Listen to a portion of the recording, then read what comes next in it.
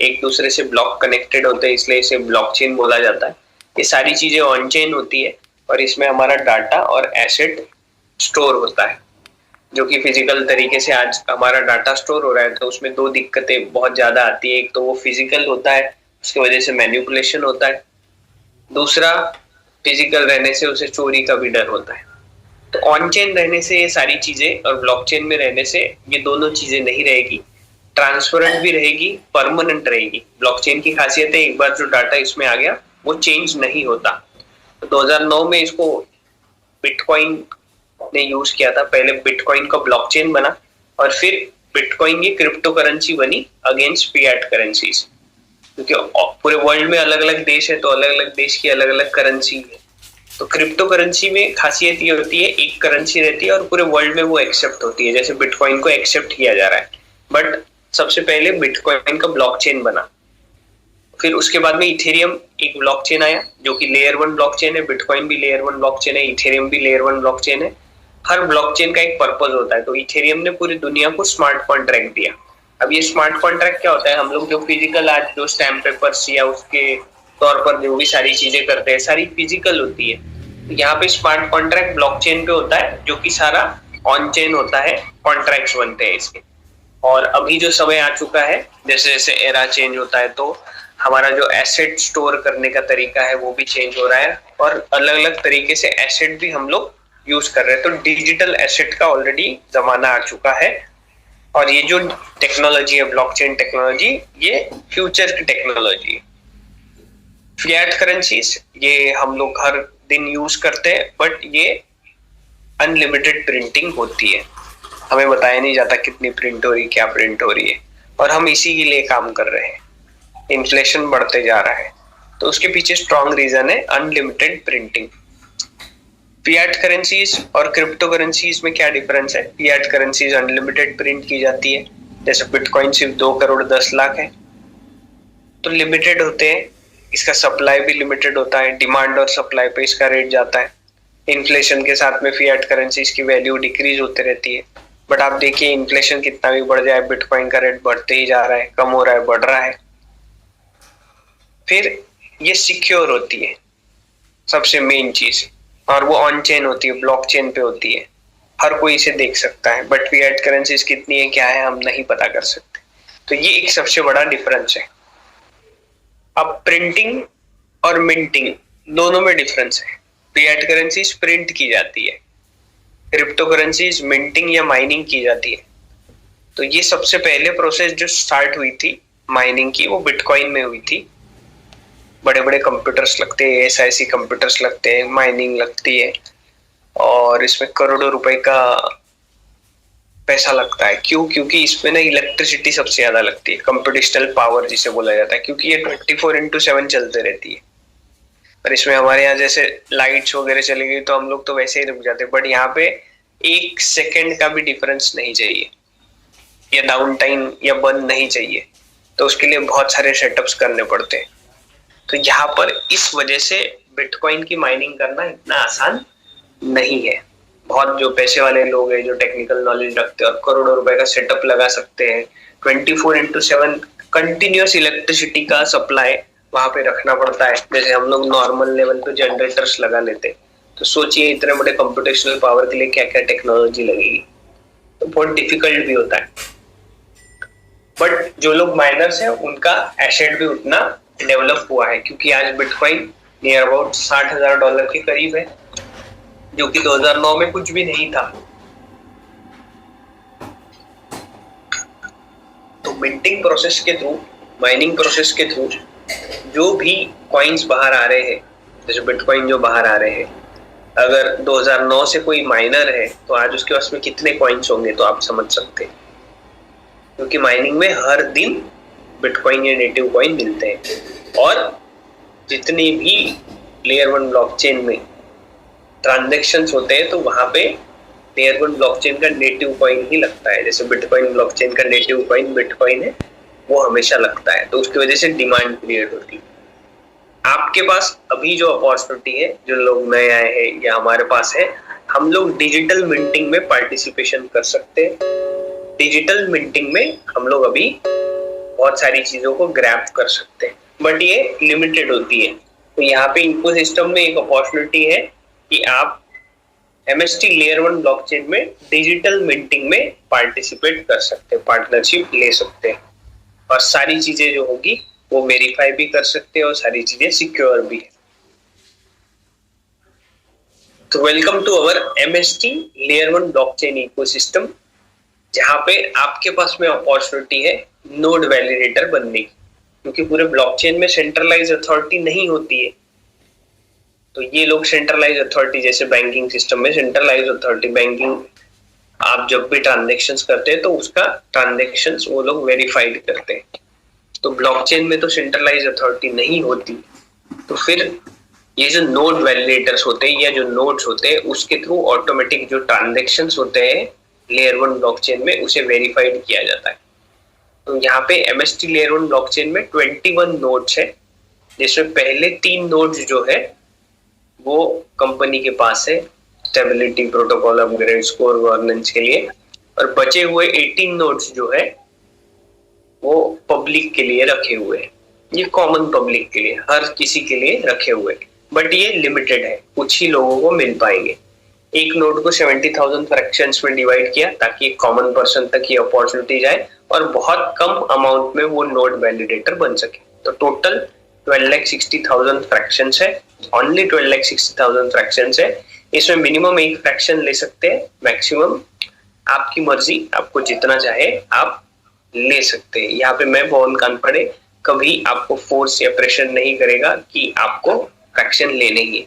अगर आपको blockchain technology समझती है, मिंटिंग, माइनिंग प्रोसेस आपको समझता है, और नेटिव कॉइन का ग्रोथ कैसे होता है आप बैक हिस्ट्री चेक कर सकते हैं। बिटकॉइन, इथेरियम, ट्रॉन, सोलाना, हमारे इकोसिस्टम को आप बहुत बेहतरीन तरीके से देख सकते हैं।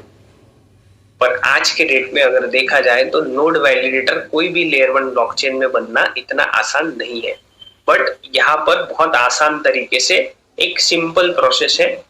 आप मिनिमम एक फ्रैक्शन ले सकते हो, उसके लिए आपको KYC करनी है। 18% GST इस पर लगने वाला है, जो कि आपको पेड करना है, और एक बार पार्टिसिपेशन आपने कर लिया या नोड वैलिडेटर बन गए तो आपको बेनिफिट मिलने वाला है 7 नवंबर 2044 तक। तो ये 20 इयर्स का पूरा नोड वैलिडेटर का प्रोजेक्ट है, जिसमें आपको एक बार पार्टनरशिप करने के बाद डेली मिंटिंग प्रोसेस के थ्रू रिवॉर्ड के स्वरूप में MST लेयर 1 ब्लॉकचेन का नेटिव कॉइन आपको मिलने वाला है। तो ये एक सबसे बड़ा डिफरेंस है as compare to other ecosystem, कि एक बार पार्टनरशिप करने के बाद में अभी आपको मोर देन 18 इयर्स आपको नेटिव कॉइन मिलते रहेंगे रिवॉर्ड के स्वरूप पर।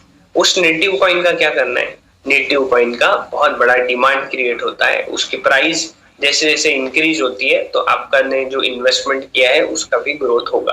तो ऑलरेडी 7 नवंबर 2024 को ये हमने स्टार्ट किया था 1000 प्लस 18% GST के साथ में। तो 1180 रुपीज में एक फ्रैक्शन मिल रहा था, जहां पे आपको डेली मिंटिंग प्रोसेस के थ्रू ये आपको नहीं करनी है, ये ऑटोमेटिक हो रही है, हम वो भी देखेंगे। आपको रोज 20 MSTC नेटिव कॉइन मिलते थे स्टार्टिंग में 7 नवंबर 2024 को, बट यहाँ पे एल्गोरिदम ऐसा सेट है, पर फ्रैक्शन जैसे जैसे बाइंग होगी कुछ पैसों से MST लेयर 1 ब्लॉकचेन के नोड वैलिडेटर्स का जो फ्रैक्शन का रेट है वो इंक्रीज होगा और पॉइंट्स जो है वो डिक्रीजिंग लेवल में आएंगे। अब ऐसा क्यों किया? क्योंकि डिमांड और सप्लाई, जिस चीज की डिमांड रहेगी, सप्लाई ज्यादा रहेगा तो उसका प्राइस नहीं बढ़ेगा। डिमांड रहेगी, प्राइस कम रहेगा। डिमांड रहेगी और सप्लाई कम रहेगा तो डेफिनेटली उस नेटिव कॉइन का या उस कोई भी चीज का रेट बढ़ता है। अभी जो फ्रैक्शन है वो मोर देन 5600 के ऊपर हो चुका है। 18 मंथ्स हमने कंप्लीट कर लिए हैं। More than 73,000 node validators already India में है, बट कॉइन सिर्फ 8.23 ही मिल रहे हैं। और यही सेकेंड स्टेज में एक फ्रैक्शन 11,000 प्लस 18% GST का होगा, कॉइन डिक्रीजिंग लेवल में आएंगे। और लास्ट स्टेज में यही एक फ्रैक्शन 20,000 रुपीज का होने वाला है और कॉइन सिर्फ 3.92 ही आएंगे। तो ये जो अल्गोरिदम है, मैथमेटिक्स है, कैलकुलेशंस है, ये समझना इम्पोर्टेंट है क्योंकि लिमिटेड भी है। अभी करंट 10th नोड एक्टिव है, जिस वजह से एक फ्रैक्शन पर 8.23 MSTC नेटिव कॉइन हम सबको एक फ्रैक्शन पर मिल रहे हैं। बट जैसे जैसे नोड्स एक्टिव होते रहेंगे वैसे वैसे आप देखेंगे कॉइन हमको डिक्रीजिंग लेवल में पर फ्रैक्शन मिलते रहेंगे और प्राइस इंक्रीज होते रहेगा। तो यहाँ पर ये मैथ्स, अल्गोरिदम, कैलकुलेशंस और लिमिटेड अपॉर्चुनिटी समझकर डिसीजन हम ले सकते हैं। टोटल कॉइन्स कितने बाहर आएंगे? जैसे बिटकॉइन 2 करोड़ 10 लाख ही कॉइन्स है जो 2141 तक नियर अबाउट बाहर आएंगे। MSTC नेटिव कॉइन्स जो है 840 crore 13,87,459 coins 7th of November 2044 तक 21 नोड्स के थ्रू बाहर आएंगे, एक साथ नहीं आएंगे। कैसे बन रहे हैं? 3 सेकंड में 200 MSTC कॉइन मिंट हो रहे हैं। एक दिन में 57,60,000 कॉइन मिंट होते हैं और जितने लोगों ने फ्रैक्शंस लिए उन्हें इक्वली सुबह 5:30 बजे उनके डिसेंट्रलाइज वॉलेट में उन्हें मिल जाते हैं। हॉल्विंग सबसे इंपॉर्टेंट पार्ट होता है नेटिव कॉइन के रेट्स को इंक्रीज करने के लिए। हॉल्विंग मींस 50% सप्लाई रिड्यूस किया जाता है। मिंटिंग जो प्रोसेस है MST की, अभी जो 3 सेकंड में 200 MSTC कॉइन मिंट हो रहे हैं, हम लोग ऑलरेडी हॉल्विंग ईयर में है। फर्स्ट जैसे ही हॉल्विंग होगी 3 सेकंड में सिर्फ 100 MSTC के जो कॉइन्स है वो मिंट होंगे। इस वजह से क्या हो गया? 50% सप्लाई रिड्यूस हो गया। ऐसे हर 2 साल में MST लेयर 1 ब्लॉकचेन में हॉल्विंग होगी, जिस वजह से हर 2 साल में जो मिंटिंग प्रोसेस के थ्रू कॉइन मिंट हो रहे हैं वो 50% रिड्यूस हो जाएंगे। ऐसी 10 हॉल्विंग होगी, जिस वजह से 50% सप्लाई अगर रिड्यूस हो गया तो उस नेटिव कॉइन के रेट्स पे बहुत बड़ा इम्पैक्ट पड़ेगा, उसमें ग्रोथ आएगी। टोकोनॉमिक्स बहुत इंपॉर्टेंट है। 840 करोड़ कॉइन्स आने वाले हैं, जिसमें पहले 2 साल में 420 करोड़ कॉइन बाहर आ जाएंगे मिंटिंग प्रोसेस के थ्रू, और बचे हुए जो 50% कॉइन्स है उन्हें आने के लिए 420 करोड़ कॉइन आने के लिए 18 ईयर्स लगने वाले। इस वजह से मार्केट में कॉइन्स ही नहीं रहेंगे और जितने कॉइन्स 2 साल में बाहर आए उतने कॉइन्स आने के लिए 18 ईयर्स लगेंगे। तो ये एक सबसे बड़ा डिफरेंस MSTC नेटिव कॉइन के रेट्स को इफेक्ट करेगा। और इसमें सबसे बड़ा बेनिफिट क्या है? अर्ली जो फ्रैक्शन बायर्स है या जिनके पास ज्यादा फ्रैक्शंस है, डेफिनेटली उनके पास में ज्यादा नेटिव कॉइन्स इकट्ठा होंगे और आने वाले समय में जैसे जैसे उसकी प्राइस में इंक्रीजिंग होगा, डेफिनेटली उनके इन्वेस्टमेंट जो किया है उसका ग्रोथ होगा। तो ये टोकोनॉमिक्स सबसे ज्यादा इंपॉर्टेंट है। और हॉल्विंग, टोकोनॉमिक्स और halving, maths, calculation, demand supply, early fraction buyers, ये सारी चीजों को हम लोग अगर को रिलेट करेंगे तो यहाँ पर हमें समझ में आएगा जिसके पास में ज्यादा MSTC नेटिव कॉइन्स है, डेफिनेटली उसके पास में जो ग्रोथ होगी आने वाले समय में वो बहुत बड़े लेवल पे होगी। रेट्स कौन डिसाइड करेगा? रेट्स पब्लिक डिसाइड करेगी। MSTC native coin layer 1 blockchain में क्या क्या डिप्लॉयमेंट आ रहे हैं, स्मार्ट कॉन्ट्रैक्ट्स आ रहे हैं, स्ट्रेटेजिक पार्टनरशिप हो रही, MSTC लेयर 1 ब्लॉकचेन को कितने लोग समझ पा रहे हैं, इसके यूज केस कैसे आएंगे, बहुत सारी चीजें जो होती है वो लेयर 1 ब्लॉकचेन में होती है। ये सारी की सारी चीजें आप सोशल मीडिया प्लेटफॉर्म के थ्रू भी MST इकोसिस्टम में देख सकते हैं, चाहे वो फेसबुक हो, इंस्टाग्राम हो, टेलीग्राम हो, यूट्यूब चैनल्स हो। आप सबको सब्सक्राइब करिए, उसमें हर दिन कुछ ना कुछ आपको MSTC का अपग्रेड आपको मिलते रहेगा।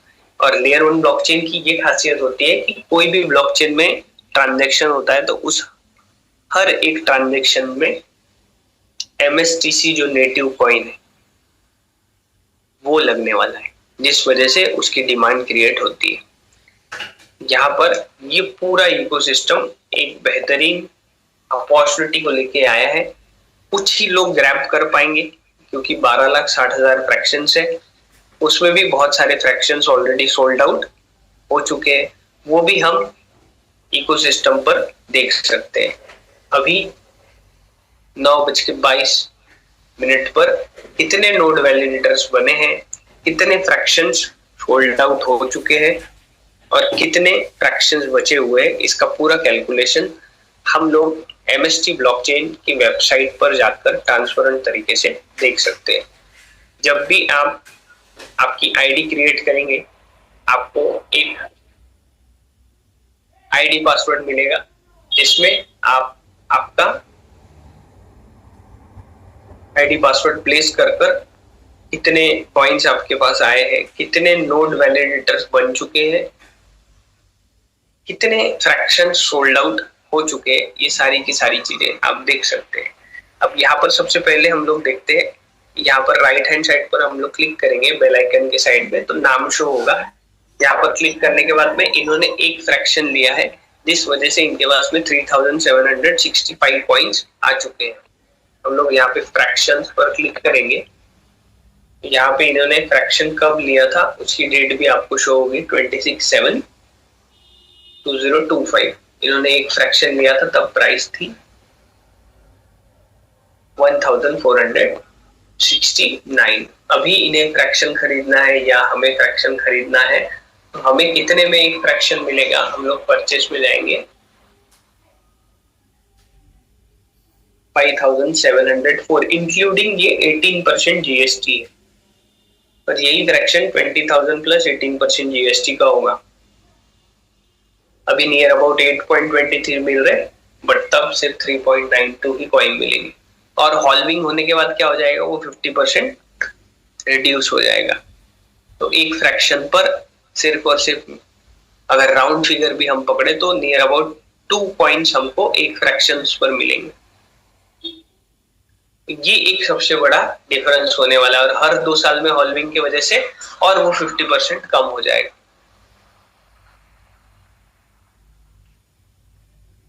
अभी हम लोग देखेंगे इसमें राइट हैंड साइड पर क्लिक करने के बाद में एमएसटी स्कैन थर्ड ऑप्शन है, यहाँ पर क्लिक करेंगे। यहाँ पर क्लिक करने के बाद हमने यहाँ पे फिर से क्लिक कर दिया। At present 9:25 PM 75,011 persons all over India में नोड वैलिडेटर्स बन चुके हैं। इन लोगों ने मिलकर 3,65,403 फ्रैक्शंस बाय कर लिए। किसमें से? 12,60,000 में से। तो 12,60,000 माइनस 3,65,403 आप करेंगे तो रिमेनिंग कितने फ्रैक्शंस बचे हैं ये आपको पता चल जाएगा। इसने कितने लिए हैं? आपका डिजिटल वर्ल्ड में, ब्लॉकचेन वर्ल्ड में एक एड्रेस होता है, जैसे हमारा बैंक का एड्रेस होता है, बैंक में हमारा एक अकाउंट नंबर होता है, यहाँ पर आपका ये एड्रेस रहता है 0x29C7CF। हर एक का एक अलग एड्रेस होता है, हर एक का पासवर्ड अलग होता है। डिसेंट्रलाइज वॉलेट में आपकी 12 सीक्रेट फ्रेज होते हैं, अलग अलग नाम होते हैं जो कि आपको स्टोर करके रखने हैं 4 से 5 जगह, क्योंकि यहाँ पर पासवर्ड रीसेट का कोई ऑप्शन नहीं होता है, और ये आपका पासवर्ड या 12 डिजिट के फ्रेज जो है वो कोई रिकवर करके नहीं दे सकता है। और आपने अगर वो खो दिए तो आपने सारा एसेट हमेशा हमेशा के लिए खो दिया। जैसे बिटकॉइन में बहुत लोगों ने लेके रख दिया है 2009-10 में, बट उन्होंने 12 सीक्रेट फ्रेज या उन्होंने जहां स्टोर किया था वो रखा नहीं है, तो उनके ब्लॉकचेन में, बिटकॉइन ब्लॉकचेन में कॉइन्स है बट उसका एक्सेस नहीं कर सकते। वैसे ही एमएसटी लेयर 1 ब्लॉकचेन में आपके कॉइन्स रहेंगे, बट आपके सिवा वो पासवर्ड किसी को पता ही नहीं है, तो वो ब्लॉकचेन में डेड हो जाएंगे, रहेंगे, दिखेंगे, बट आप उसको एक्सेस ही नहीं कर पाएंगे। यहाँ पर हर किसी ने अपने अपने लेवल पे एमएसटी इकोसिस्टम को समझकर फ्रैक्शंस बाय किए। आप मिनिमम एक ले सकते हो। यहाँ देख रहे हैं किसी ने 400, 425, 407, आपने एक भी फ्रैक्शन लिया तो आपको नीचे वहां पे ये दिखेगा, और टोटल सप्लाई में एक 3,65,404 हो जाएगा, टोटल होल्डर्स में 1 और ऐड हो जाएगा, और ये सारी चीजें इस तरीके से ट्रांसपेरेंट रहेगी। तो पूरे इकोसिस्टम में क्या इंपॉर्टेंस है, अभी ये जो 75,011 नोड वैलिडेटर्स बने हैं, अभी भी हमारे पास मौका है कि 12,60,000 फ्रैक्शंस में से हम लोग अपनी कैपेसिटी के अनुसार फ्रैक्शंस बाय कर सकते हैं।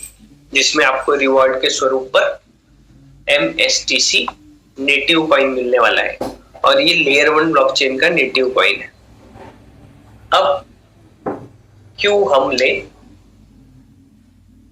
हम नोड वैलिडेटर बने और क्या सही में लेयर 1 ब्लॉकचेन के नेटिव कॉइन का इतना ग्रोथ होता है क्या, वो भी हम प्रैक्टिकल तरीके से आज देखेंगे और आप अपने लेवल्स पर भी इसे चेक कर सकते हैं। सिर्फ मैं बता रहा हूं करके नहीं, आप इसकी फोटो निकाल के क्रॉस चेक भी इसको कर सकते हैं।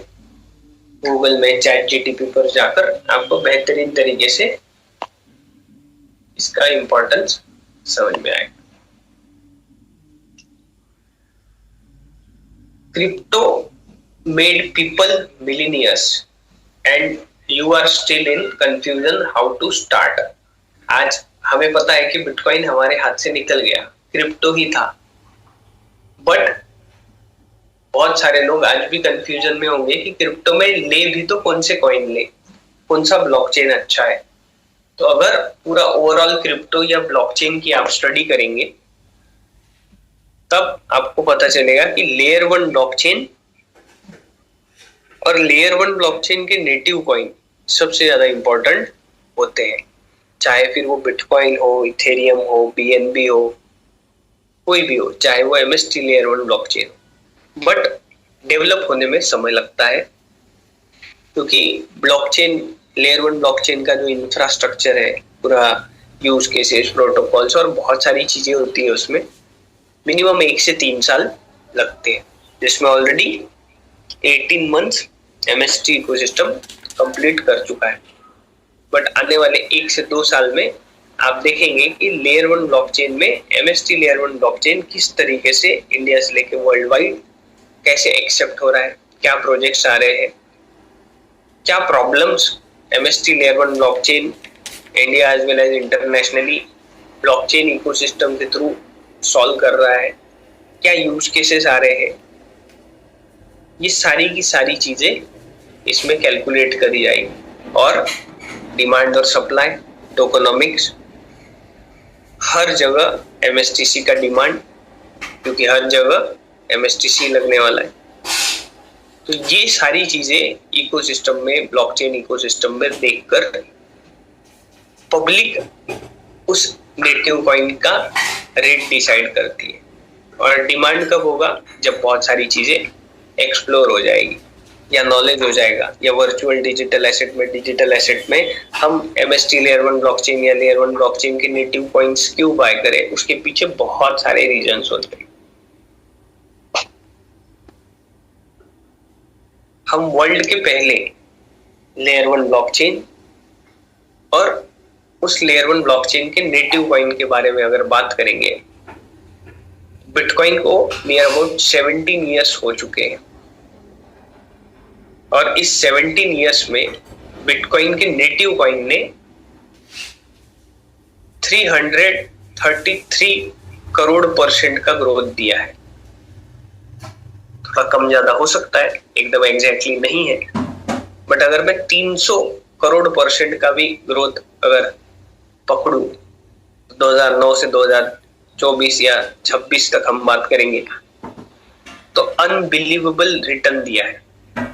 उसके पीछे स्ट्रॉन्ग रीजंस है, डिसेंट्रलाइजेशन, बहुत सारी चीजें होती है। और लोग इसे कैसे एक्सेप्ट करते हैं, आज बिटकॉइन का एक सबसे बड़ा यूज केस है कि उसको पेमेंट देने के लिए या एसेट, बहुत सारे लोग उसको एसेट मानते हैं, जैसे गोल्ड को एसेट मानते हैं, तो डिजिटल गोल्ड बिटकॉइन को बोला जाता है। उसकी वजह से बहुत सारे लोग होल्ड कर रहे हैं। आज बड़ी बड़ी इंस्टीट्यूशंस बिटकॉइन को होल्ड कर रही है।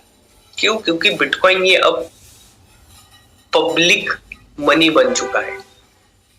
आई रिपीट, बिटकॉइन अब पब्लिक मनी बन चुका है। सिर्फ ये 2 वर्ड्स है, बट जहां पे पब्लिक मनी बन जाता है, हर कोई उसे एक्सेप्ट करता है, उसका ग्रोथ आप खुद ही देख सकते हैं। 300 करोड़ % का ग्रोथ मुझे नहीं लगता कि धरती पर किसी एसेट ने 17 ईयर्स में दिया होगा। तो ये इंपॉर्टेंस होता है कोई भी लेयर 1 ब्लॉकचेन के नेटिव कॉइन। उसके बाद इथेरियम आया। इथेरियम ने आज तक नियर अबाउट जब से आया इथेरियम 2015 के करीब आया, 11.3 लाख % का ग्रोथ दिया। किसने? इथेरियम के नेटिव कॉइन ने। तो जिन लोगों ने इथेरियम 2015-16 में होल्ड करके रखा, 2 या 5 भी होल्ड करके रखे, फिर भी उन्होंने 11.3 लाख % का ग्रोथ किया है।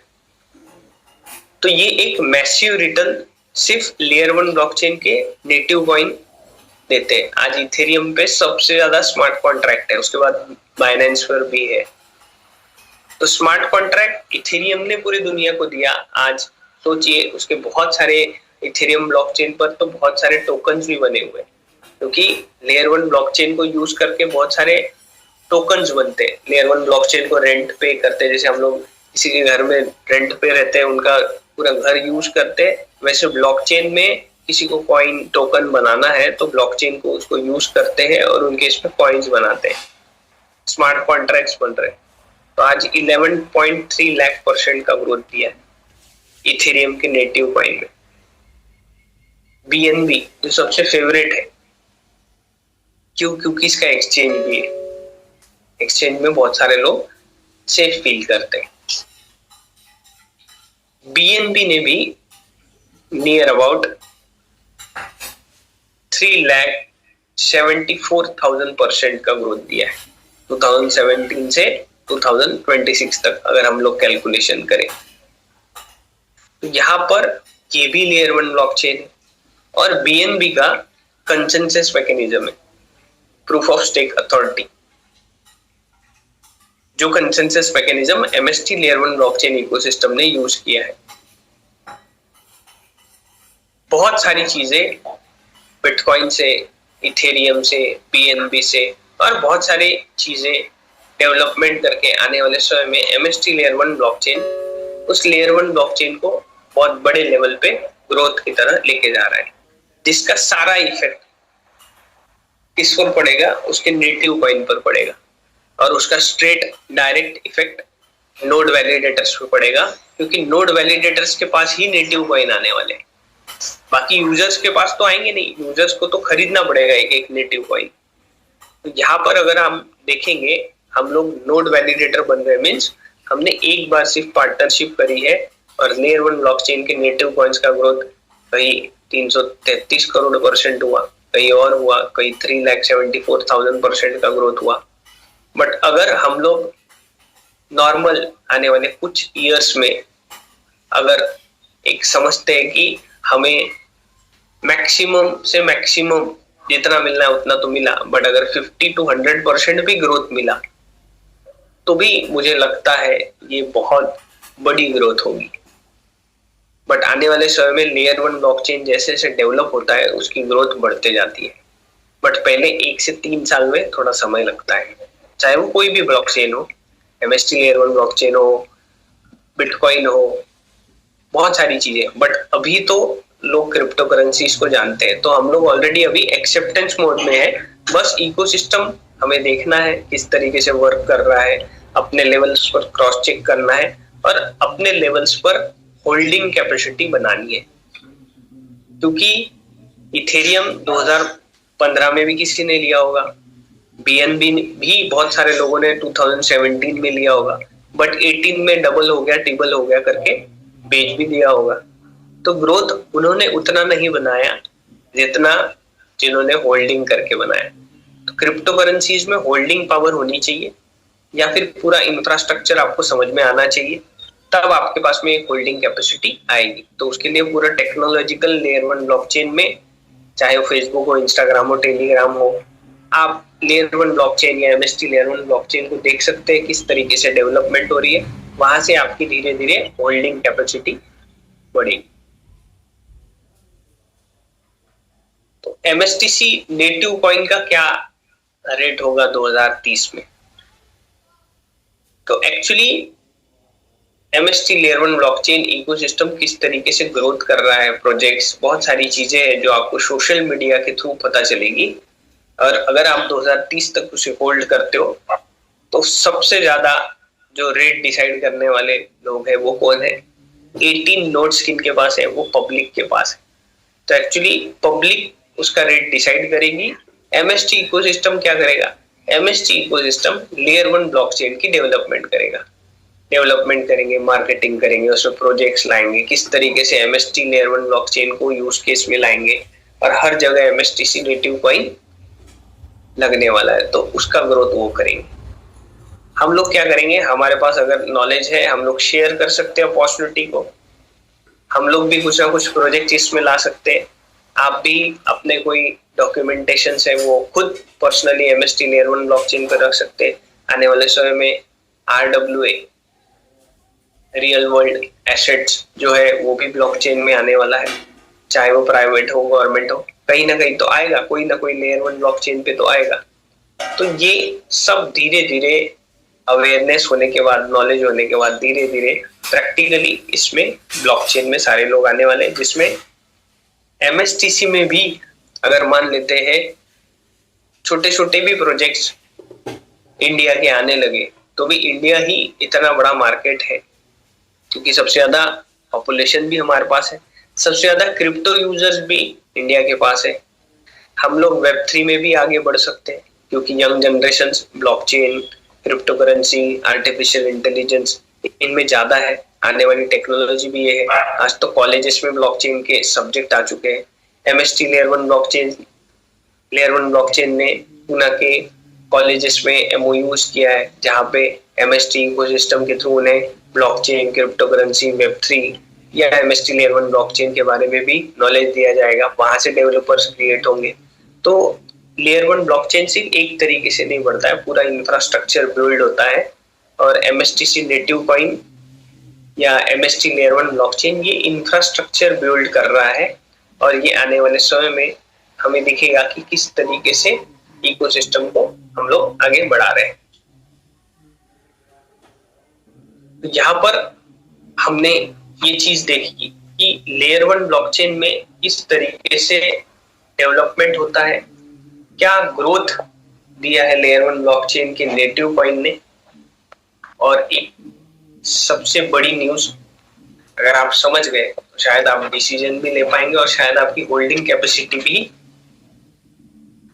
बढ़ सकती है। और ये एक बहुत बड़ी चीज हुई है, आज तक ऐसा नहीं हुआ था। मैं भी जब पढ़ रहा था तो मैं भी शॉक हुआ था कि इतनी बड़ी चीज हो चुकी है। वो है क्या, उसको समझते हैं, फिर हमारे वो होस्ट के पास जाएंगे। सीजेड कौन है? ये बाइनेंस के ओनर है। CZ is now richer than Bill Gates. आज बिल गेट्स को उन्होंने पीछे छोड़ दिया है। The founder of Binance, a crypto exchange, has now passed the founder of Microsoft on the Forbes rich list. Whether you like crypto or not, this says something important. मतलब हम लोग crypto जाने नहीं जाने या क्या है क्या नहीं पता नहीं, आज भी ऐसे लोग हैं, but the biggest wealth creation of the next decade will not only come from traditional industries. आज ट्रेडिशनल इंडस्ट्रीज बहुत सारी है आज, पर सोचिए सीजेड एक नॉर्मल ही पर्सन थे, उन्होंने तो शायद मुझे थोड़ा बहुत पता है, इंटरव्यू में देखा था कि उन्होंने अपना फ्लैट बेच के बिटकॉइन लिया था। तो उनके घर वालों ने उन्हें पागल तक बोल दिया था कि रहने की जगह बेचकर तू ये इसका ओनर नहीं पता, कुछ नहीं पता, तुम बिटकॉइन ले रहे हो। तो स्टार्टिंग शायद मेरे जितना पढ़ा है वहां से वो स्टार्ट हुआ था, बट आज बिल गेट्स को उन्होंने पीछे छोड़ दिया। तो एक नया रिवॉल्यूशन क्या आ रहा है? It will come from new financial rails, नए प्लेटफॉर्म, नया नेटवर्क, नया इंफ्रास्ट्रक्चर। तो ब्लॉकचेन में जिस ब्लॉकचेन का इंफ्रास्ट्रक्चर बहुत बड़े लेवल पर रहेगा उसके नेटिव कॉइन्स की ग्रोथ बहुत बड़े लेवल पे होगी। तो एमएसटी इकोसिस्टम भी इंफ्रास्ट्रक्चर पे ज्यादा फोकस कर रहा है। एमएसटीसी नेटिव कॉइन सिर्फ ट्रेडिंग करने के लिए या बाय सेल करने के लिए नहीं बना है, इंफ्रास्ट्रक्चर बिल्डअप कर रहे हैं। Binance, Microsoft help define the internet era, क्योंकि माइक्रोसॉफ्ट की वजह से इंटरनेट एरा को उन्होंने डिफाइन किया। Binance help define the crypto era, जो ऑलरेडी आ चुका है। हर कोई अपने अपने लेवल पे क्रिप्टो, आज बहुत सारे लोग नोड वैलिडेटर्स हैं, तो आपने कहीं ना कहीं कॉइन्स, ये वो बहुत सारा नॉलेज भी आप ले रहे होंगे।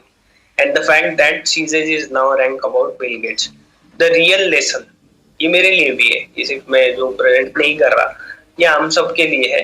The biggest winner are rarely the people who wait until everything feels safe and obvious. बहुत सारे लोग सेफ और बहुत सारी चीजें धीरे धीरे होगी, देखा जाएगा, ऐसा करते, ऐसा नहीं है। They are the people who build, invest and position themselves before the rest of the world fully understand what is happening.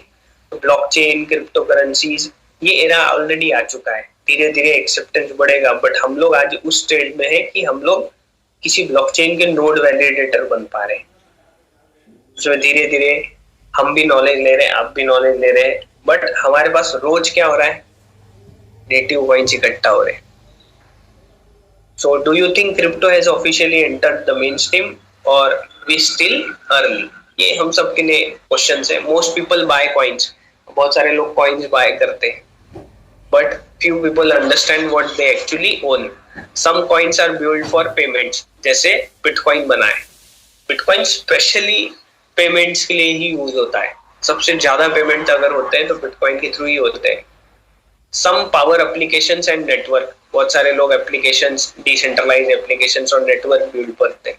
Some represent tokenise asset, बहुत सारे लोग टोकनाइजेशन का एसेट, जैसे RWA आ रहा है, बहुत बड़ा एक प्रोजेक्ट है RWA, तो जिस ब्लॉकचेन पे आएगा, अगर फोकस किया गया तो बहुत अच्छा ग्रोथ होगा उसके नेटिव कॉइन का।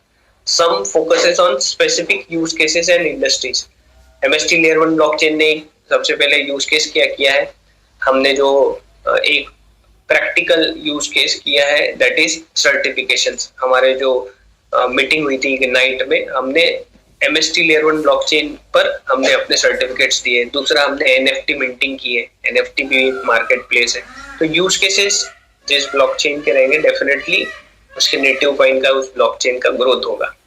The biggest mistake in crypto is investing, buying based on hype instead and understanding. तो यहाँ पे तो कोई हाइप क्रिएट ही नहीं है। अभी मान लेते हैं इंडिया में कोई भी अगर नोड वैलिडेटर नहीं बन पा रहा है, तो भी MST इकोसिस्टम ने क्लियर कर दिया है कि एंजल इन्वेस्टर्स ये नोड बाय कर लेंगे। बट एंजल इन्वेस्टर्स अगर नोड बाय करेंगे तो सोचिए, जो लोग ऑलरेडी रिच है, जिनके पास ऑलरेडी पैसा है, वो उनके पास MSTC कॉइन ज्यादा जाएंगे क्योंकि ज्यादा फ्रैक्शन रहेंगे। तो एक कॉमन पर्सन कहाँ से कर पाएगा? बट ऑलरेडी जो 73,000 नोड वैलिडेटर्स है जिन्होंने लिया है, डेफिनेटली उनको कहीं ना कहीं तो उनके इन्वेस्टमेंट का ग्रोथ आने वाले समय में मिलने वाला है। कोई भी इन्वेस्टमेंट के पहले जरूर हमें देखना है what problem does the coin solve. MST layer 1 blockchain का MSTC नेटिव कॉइन कौन से प्रॉब्लम सॉल्व कर रहा है, इसमें एक प्रॉब्लम को हम लोग हाईलाइट करते हैं, और बहुत सारे हैं, आप तो हमारे व्हाइट पेपर पे जाकर देख सकते हैं कि ब्लॉकचेन में सबसे ज्यादा गैस फीस को सबसे ज्यादा फोकस किया जाता है। और ब्लॉकचेन सर्विस सेक्टर में, या हम लोग भी, आप देखिए कहीं ना कहीं हमें जहाँ सर्विस अच्छी मिल रही है और पैसा कम लग रहा है, हम लोग डेफिनेटली वहीं जाके यूज करते हैं। ब्लॉकचेन में ट्रांजेक्शन फीस, गैस फीस है। MST लेयर 1 ब्लॉकचेन पूरे as compare to other layer 1 blockchain सबसे ज्यादा कम फीस जो रहेगी वो MST लेयर 1 ब्लॉकचेन में रहेगी। Does it have real world adoption? धीरे धीरे एडॉप्शन आ रहा है क्या? ऑलरेडी जो एप्लीकेशंस आ चुके हैं।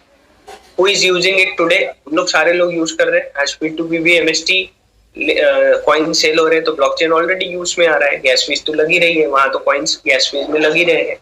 What gives it long term value? MST ecosystem सही में लॉन्ग टर्म वैल्यू देने वाला है क्या? ये सारा आपको इकोसिस्टम, थोड़ा बहुत इंफ्रास्ट्रक्चर समझना पड़ेगा। सो knowledge compound faster than speculations. आज स्पेकुलेशंस कर कॉइन्स एक आध साल में बढ़ जाएगा, बट उसके बाद में डेड हो जाएगा।